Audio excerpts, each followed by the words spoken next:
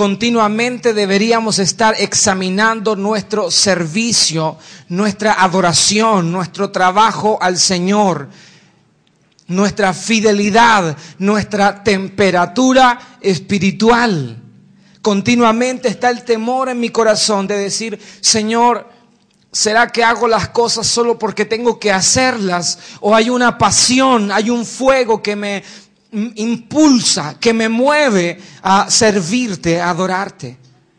¿Por qué somos fieles al Señor? ¿Por qué trabajamos? ¿Por qué lo hacemos de la manera que lo hacemos? He aprendido esto, no importa lo que hacemos, lo que más importa es cómo lo hacemos.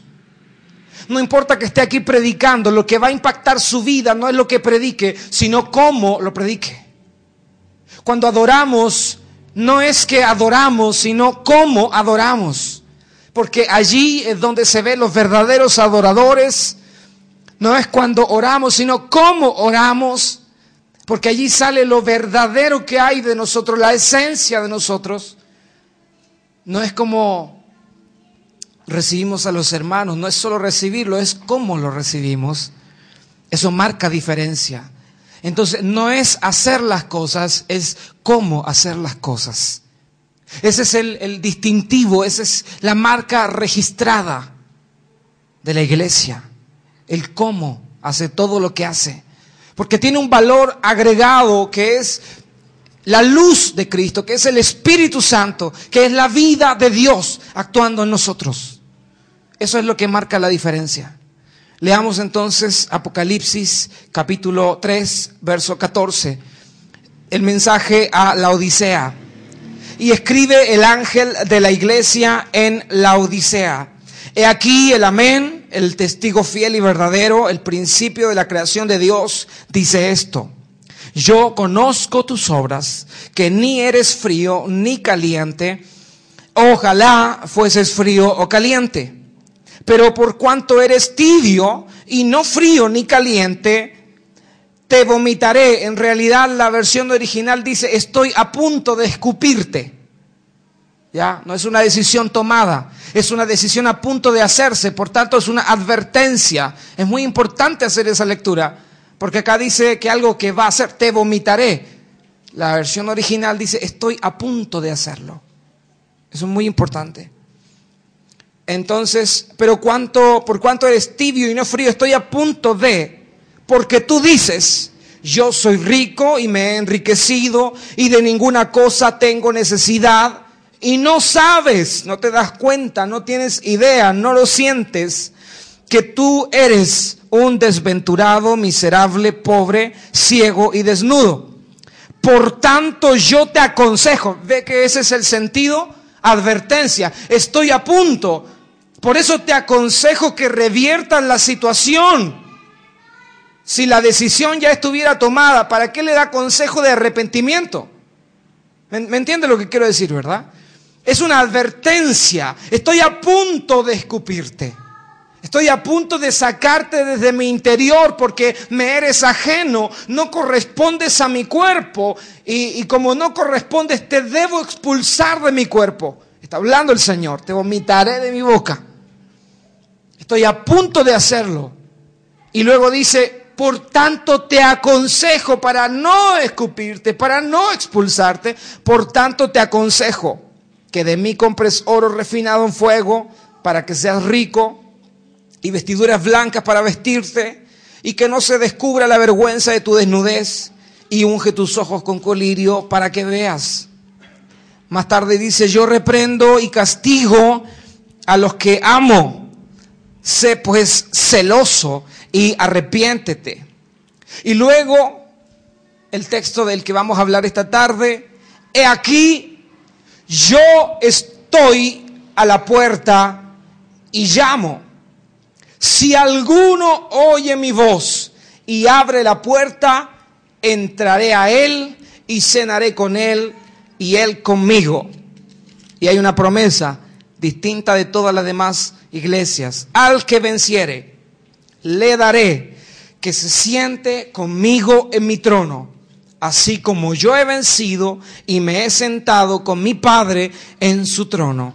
El que tiene oído, oiga lo que el Espíritu dice a las iglesias. Amén. Oremos al Señor.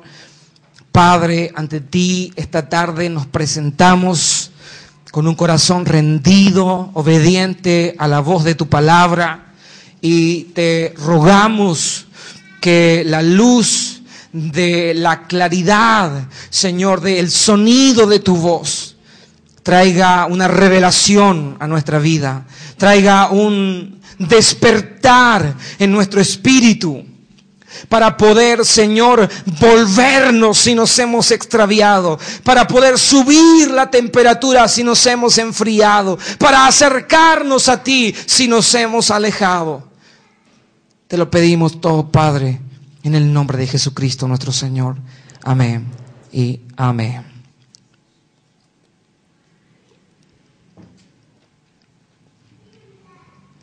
Siempre hablamos de la iglesia de la Odisea como la iglesia tibia, y hablamos de la tibieza y exhortamos a quienes le compartimos este mensaje a que no sea tibio, a que no sea tibia.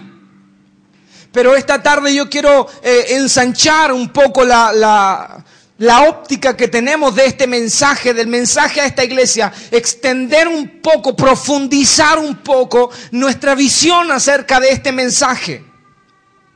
Debo hacer un preámbulo para poder llegar al verso 20.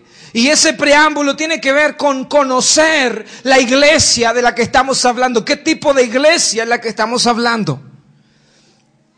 En la iglesia de la Odisea, solamente su nombre representa la situación que estaban viviendo, la actualidad, la contingencia. Solo su nombre, la Odisea. La Odisea son dos palabras, laos y dice.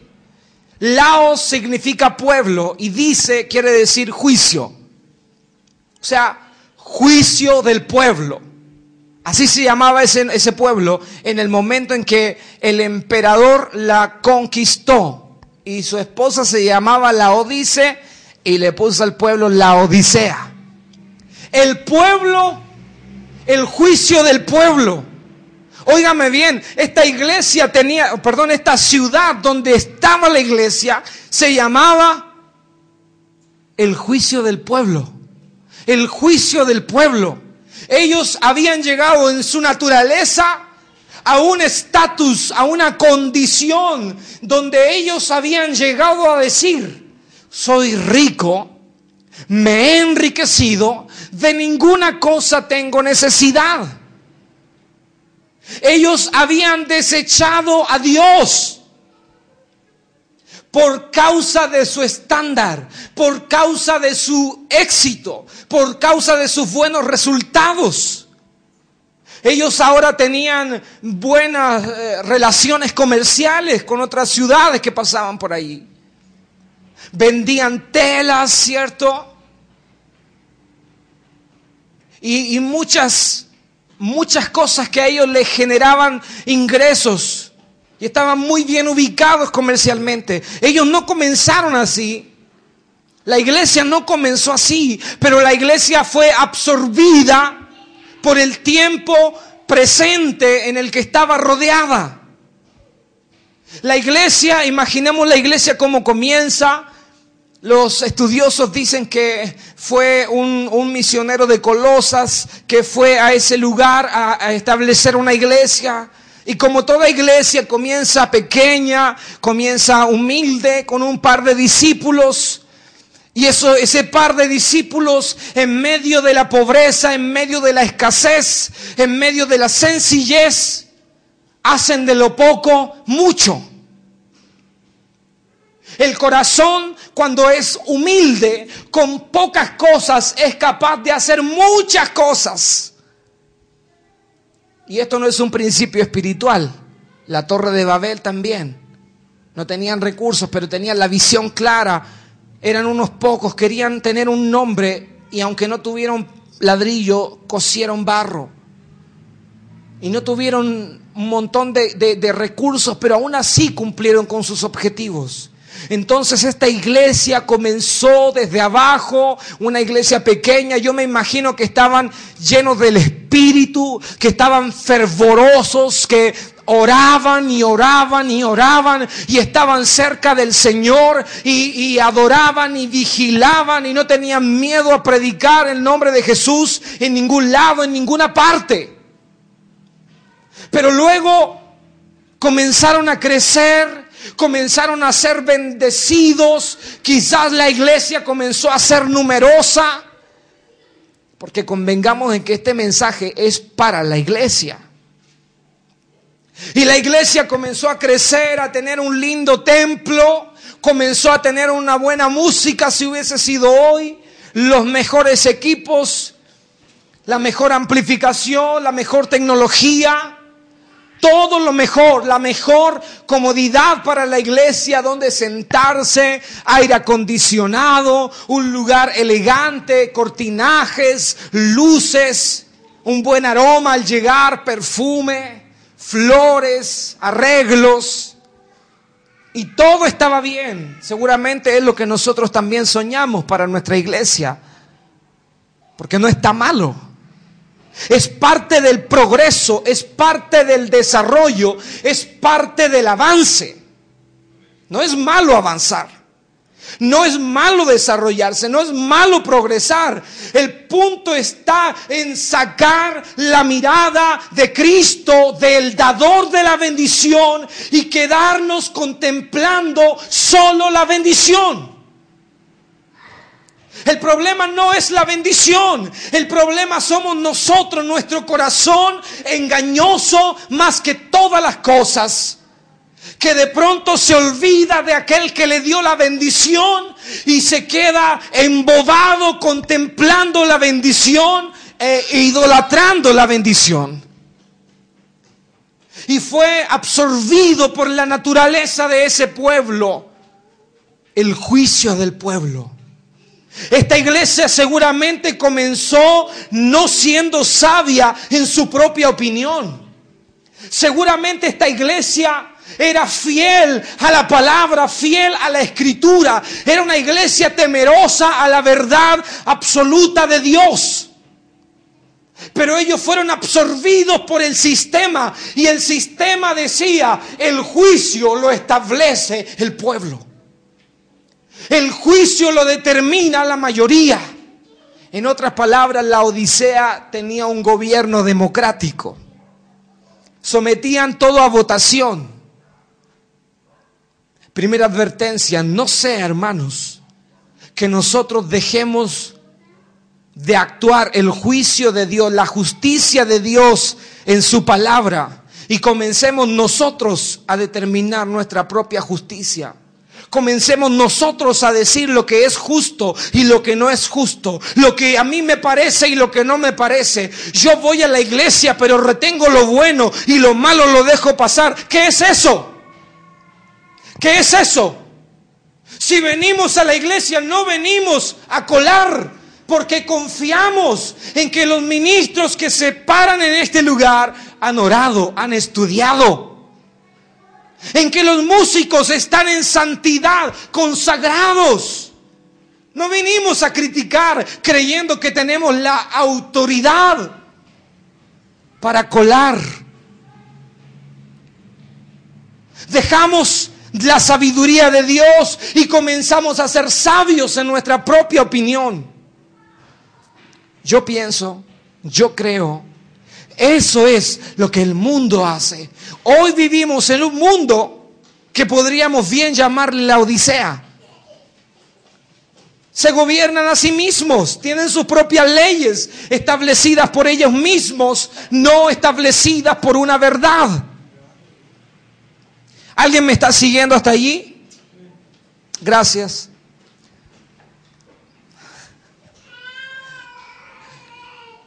Entonces el problema de la iglesia fue que se dejó enredar por los negocios, por los resultados que estaba teniendo. No sea, hermano, que tu resultado como cristiano te haga olvidarte de quién te dio la bendición. No sea que mis resultados me hagan olvidarme. Por eso, hermano, yo le digo, este mensaje se lo comparto para que provoque temor, para que venga temor de Dios a nuestro corazón. Yo no estoy criticándote. Ya sabrás tú, ya sabrá usted en qué condición está su servicio a Dios. El punto es que tenemos que caracterizar la iglesia de la Odisea. Ellos decían, ellos veían que tenían riquezas y que no tenían ninguna necesidad. ¿Hay alguien aquí que pueda decir, me he enriquecido? El día en que tú digas, me he enriquecido, debes temblar, debes temer. Porque la frase correcta debería decir, Dios me ha enriquecido. Dios me ha dado el poder para hacer riquezas. Otra vez, el problema no tiene que ver con la riqueza. El problema tiene que ver con el corazón que administra, que amasa esa riqueza. La Odisea dice, soy rico y me he enriquecido. Cuando la actitud debería haber sido, soy rico y por la gracia de Dios soy lo que soy. Por la gracia de Dios soy lo que soy, tengo lo que tengo. Pero la confesión de la iglesia revelaba, exponía lo torcido de su corazón. Y Dios les revela la verdad. La verdad no es lo que nuestros ojos ven. La verdad no es la abundancia de dinero que tenemos en el bolsillo o en el banco. La verdad no es la casa, no es el auto, no es el trabajo. La verdad no es las cosas externas que podamos tener, porque a veces interpretamos eso como la aprobación de Dios. Como tengo trabajo, entonces Dios es el que me ha bendecido, Él está contento conmigo. No se equivoque. El mundo puede conseguir eso y muchas cosas más, y Dios no está en acuerdo con ellos. Dios no los aprueba, Dios los aborrece en su pecado. Y Dios le dice a la iglesia en la Odisea, tú dices, eres rico y te has enriquecido, pero tú no sabes, tú ignoras, tú no lo sientes, tú no lo ves, tú no te das cuenta que eres un pobre, que eres ciego, que no sabes a dónde vas, desventurado, y que estás desnudo. Fíjese en la condición que había caído la iglesia. Es un temor al que la iglesia puede llegar. Amados, es un temor que yo tengo en mi corazón, en el que la iglesia, reino de Dios, puede entrar también. O alguien dice, yo estoy libre de eso. Hay un temor en mi corazón y yo quiero transmitírselo, de decir, Señor, yo no quiero conformarme con los buenos resultados. Señor, yo no quiero conformarme con la bendición, porque de pronto puedo mirar a mi alrededor y sentirme bendecido, cuando en realidad Dios está diciendo, estás en la miseria, eres un pobre. Estás desnudo, perdiste el rumbo. Eres un miserable. Y la iglesia sigue funcionando. Ese es el problema, amados. Esta iglesia seguía funcionando, pero en una pasividad, en una insensibilidad, en una actitud. Todo está bien. Todo está funcionando porque tenemos un buen vestido, tenemos buen dinero, tenemos muchas cosas, todo está bien. Pero la verdad de Dios es que Dios dice, estás seco, estás en la miseria, estás ciego, ciega. Es un temor, amados. Es un temor que debe haber en nuestro corazón. Una falsa confianza. Y ahí Dios dice, preferiría que fueses tibio o caliente. Perdón, frío o caliente, pero eres tibio. Esa actitud de conformismo te hace estar en un estado de tibieza. El Señor usa esta frase porque la Odisea quedaba en unos lugares medio medios rocosos, medios montañosos, donde pasaban aguas termales. Pero esas aguas termales se mezclaban también con aguas frescas que venían de otro lugar. Entonces, la gente que quería disfrutar de las aguas termales eran aguas muy heladas para hacer aguas termales. Y la gente que quería refrescarse bebiendo agua para saciar la sed, eran aguas muy tibias, muy cálidas para saciar la sed. Entonces el Señor le dice, eres tibio. Ellos entienden el mensaje. No sirves ni para lo uno, ni tampoco sirves para lo otro. Yo tengo el temor en mi corazón que Dios diga de mí, no sirves ni para ser un buen mundano, pero tampoco sirves para ser un buen cristiano. ¿No le da temor eso a usted? No le da temor. Yo de partida sé que no sería un buen mundano. Eso lo tengo claro. No sé bailar, tengo 2 pies izquierdos. Nunca he practicado un vicio, nunca me he embriagado. Tengo mi esposa. No sé lo que es el adulterio. Gracias al Señor y su misericordia. Y yo digo, ¿qué voy a hacer al mundo? No voy a encajar allá.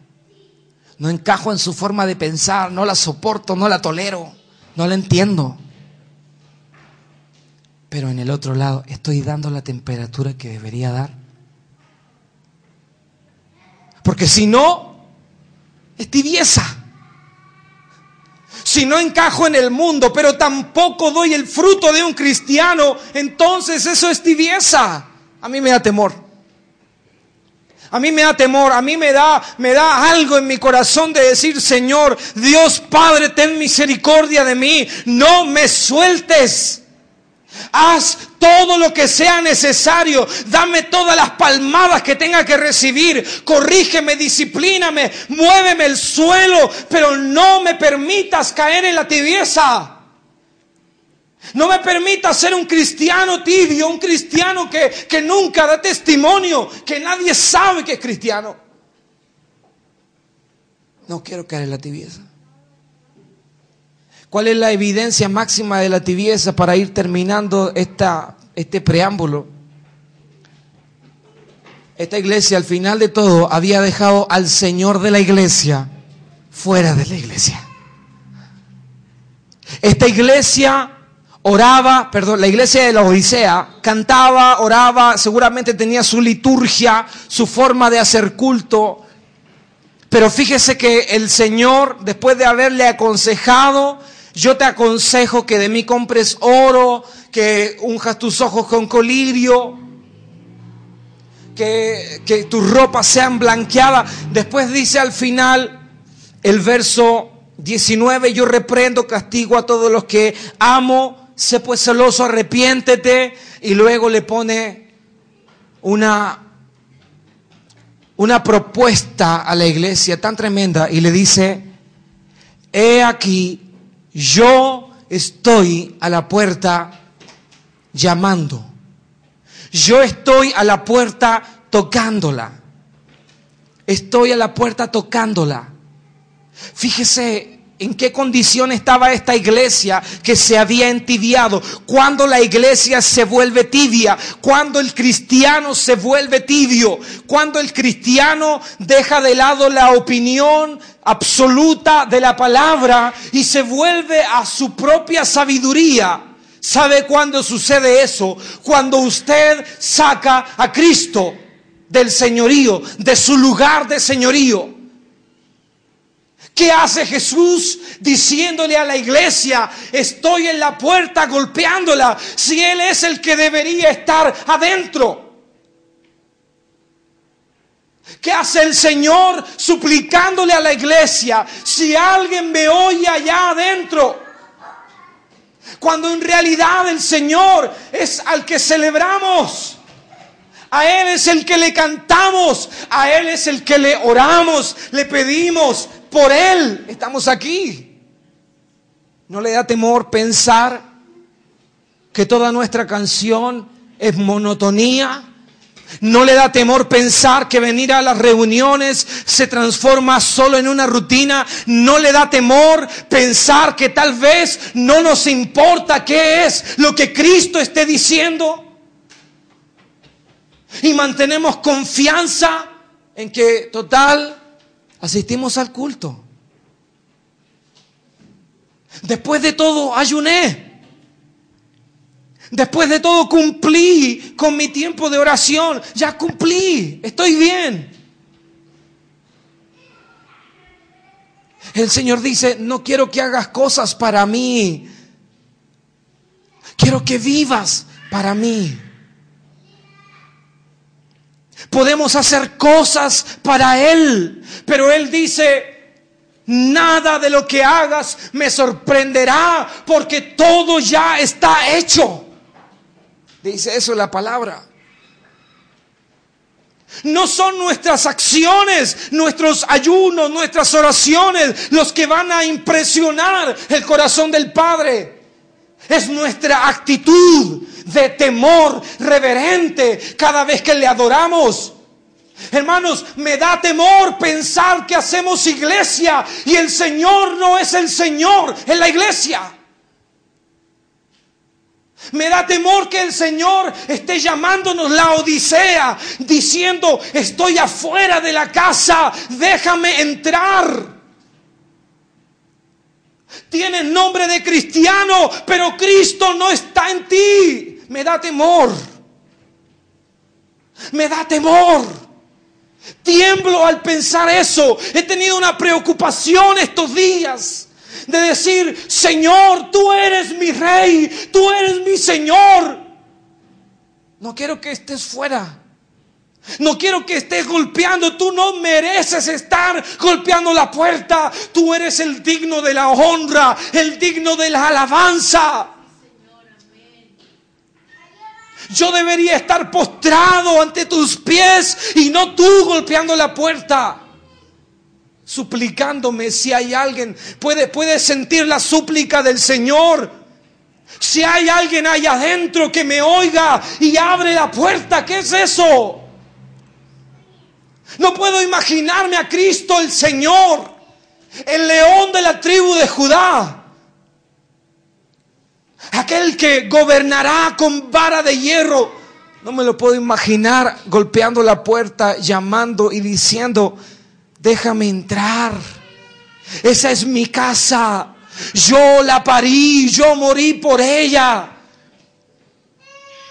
Me da temor ser ese tipo de cristiano que constituya ese tipo de iglesia. Me da temor. Y sabe, esto comenzó hace un par de días. Estuve en un discipulado y conversando. Salió esta responsabilidad como pastor de manifestar luz de Dios. Y en el discipulado me decía, pastor, entonces si cuando usted predica debe salir luz de Dios, la gente que viene en tiniebla va a ser incomodada porque vienen en tiniebla. Es cierto. Es cierto. Y yo cargo como pastor y todos los que dirigimos algún grupo de gente una responsabilidad tremenda de no dejar que la gente se llene de tinieblas. Eso es lo mismo que la tibieza. Se enfríe. Y nuestros cultos sean un montón de cosas, pero no decirle la verdad a la gente. Debemos alumbrar. Y mientras más alumbramos, la sola luz de Cristo expulsará las tinieblas del lugar, quien sea, donde estén posadas. Y fíjese, al final el Señor dice, he aquí, yo estoy a la puerta y llamo. Si alguno oye mi voz y abre la puerta, yo entraré y cenaré con él y él conmigo. Después de todo, ¿no le llamó nunca la atención que el Señor ofrezca una cena? ¿Nunca le llamó la atención leer ese pasaje y leer que el Señor está diciendo, Si tú me abres la puerta, voy a cenar contigo. Dios captó mi atención a través de esa frase. El Señor no dice, si tú me abres la puerta, yo entraré para que tú me adores y te postres delante de mí. Porque eso sería lo natural. Si Él es el Señor y yo soy su siervo, estoy vivo, existo para eso. Pero Él dice, si tú me abres la puerta, si tú te arrepientes, si tú vuelves a devolverme el lugar de señorío que me corresponde, cenaré contigo. Wow, el Señor está diciéndote esta tarde, ¿quieres cenar conmigo? ¿Quieres cenar conmigo? A mí me llama poderosamente la atención que el Señor hable de una cena, hable de una comida. Y entiendo el concepto de comida en la Escritura. El Señor dice, mi comida es hacer la voluntad del que me envió. El Señor dice, yo soy el pan que descendió del cielo. El Señor dice, el que tiene sed, venga a mí y beba. Todo tiene que ver con comida. El que de mí come, el que come mi carne y bebe mi sangre, tiene vida eterna. La reconciliación pareciera que siempre tiene que ver con comida. ¿Recuerda a Pedro después de haber negado al Señor? ¿Qué pasó en el momento de la reconciliación? El Señor estaba a la orilla de la playa preparándoles no una cena, un desayuno. Qué tremendo el Dios que tenemos. Qué maravilloso el Dios al que servimos. Porque por un lado, Él está exponiendo un temor tan grande a la iglesia. Los está exponiendo a una realidad. Estás en peligro. Estás en peligro. Hermano, ser un cristiano tibio no es una cuestión de risa.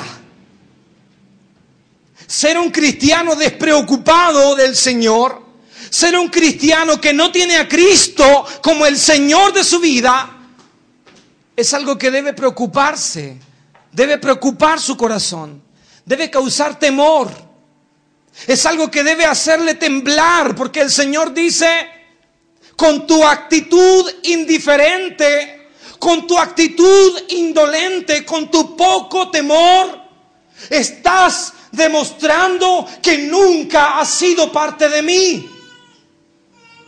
Por lo tanto, estoy a punto de escupirte de mi boca. Estoy a punto de expulsarte desde mi interior porque no correspondes. Usted sabe que usted nunca va a expulsar un riñón por la boca. Nunca va a expulsar un pulmón por la boca. Solo expulsa lo que su organismo no puede retener porque el organismo no lo asimiló, porque no pertenece al organismo. ¿Puede un cristiano enfriarse? Sí. ¿Puede permanecer frío? No. Pastor, ¿y si un cristiano permanece en su tibieza y cada vez cae y se enfría y vemos que no le pasa nada? Tal vez nunca fue cristiano. Tal vez nunca fue cristiano. Pero pastor, ¿qué pasa con el cristiano que se entibió y se enfrió y ahora le está pasando mal? Déjalo. Porque es la disciplina del Padre. Déjalo que se arrepienta. Déjalo porque es un trato de Dios el Padre y ese hijo. No te metas en la disciplina del Padre. ¿O a usted como padre le gustaría, cuando usted está disciplinando a su hijo, que alguien fuera a interrumpirlo? Yo soy padre, yo disciplino fuerte a mis hijos. Y yo los corrijo fuerte cuando estoy a solas con ellos. Cuando estamos con gente, con visita, ellos se aprovechan y se portan mal, porque saben que yo ahí tengo que ser pastor. Pero en el momento en que yo estoy tratando con ellos, yo no quiero que nadie se interponga, porque yo les estoy enseñando. Y si la están pasando mal, sea por cual sea la situación, hermano, yo debo decirle algo. Dios va a usar las formas necesarias para atraer a sus hijos. Las va a usar. Dios no va a escatimar. El apóstol Pablo llega a decir en una de sus cartas: aun que muera, con tal de que su alma no se pierda. Dios puede llegar incluso a que tenga un accidente por causa de su tibieza, porque no se va a perder si es hijo. El punto es que Dios dice a los que se arrepienten: